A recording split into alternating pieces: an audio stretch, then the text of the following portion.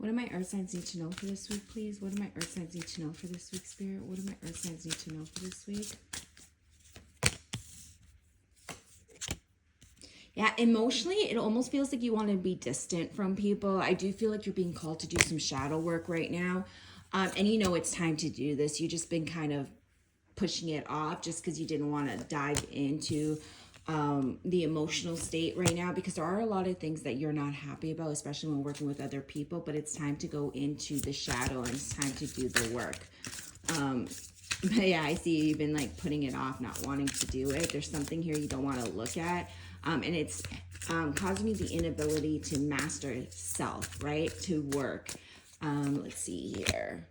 Yeah, see, Spirit saying it's time. You know that you need to go into hermit mode. You need to go in and self-reflect and do the shadow work and be honest with yourself and really become self-aware of what is causing you dissatisfaction, what is causing you unhappiness, and put in the work to learn the lesson from it and trust that you're doing it correctly. So what that tells me is, like, for some of you may not know how to do shadow work.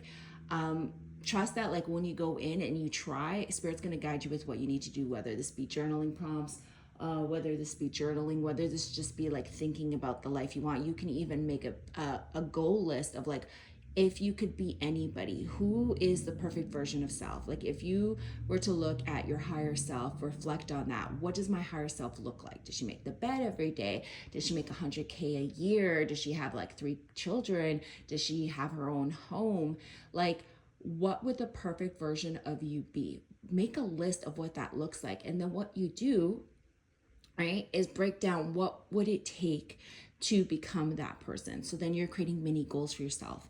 And this is where the shadow work comes in, right? Because then it's like, well, that's not really shadow work, but it does create shadow work. So then what you do is, when you look at all the mini goals, then you ask yourself, what is preventing you from succeeding in those mini goals that then prevent you from succeeding and becoming the highest version of yourself? You know, look at everything that is blocking. I can't make $100,000 a year because I don't have an education, right? And then ask yourself, why don't you have an education? That's going to trigger some sort of trauma there, whether it be like mental health, whether it be, you know, it wasn't a conditioning of your family, you dropped out when you were younger. There could be some shame and guilt in regards to that. There could be feelings of lack, like you're not good enough, not smart enough. And this is just like a prime example, right? And then use that to self-reflect and do journal work, right? I want to buy my own house. Okay, well, to buy your own house, this is the down payment you need, which means the minor goals, you would need to save, you know, $1,000 a month towards that. Okay, what's preventing you from like saving $1,000? My spending habits. Okay, why do you spend the way you spend? Is this something that that is triggered to emotions? Like, for instance, Sagittarius moons, they spend a lot of money when they're feeling unhappy. So then sit with it and ask yourself, why do you spend for the sake of spending? Do you necessarily need what you're spending on? And then ask yourself why you feel the need to have material things. That's going to trigger some sort of wound. This could be abandonment issues. This could be like the only thing that you felt that was yours, that gave you a sense of security in childhood, was material belongings. And therefore, as an adult, you became attached to material belongings to give you a false sense of security. And that's what's preventing you from giving you a solid sense of security in the real world, right? So certain things like that will help you create shadow work. There's different ways of doing shadow work, but trust that, like, when you go into it, Spirit's going to guide you down the right path. Okay, show me more. Show me more for my earth signs. Show me more for my earth signs. Show me more for my earth signs. They're saying you've been putting it off for too long. Yeah.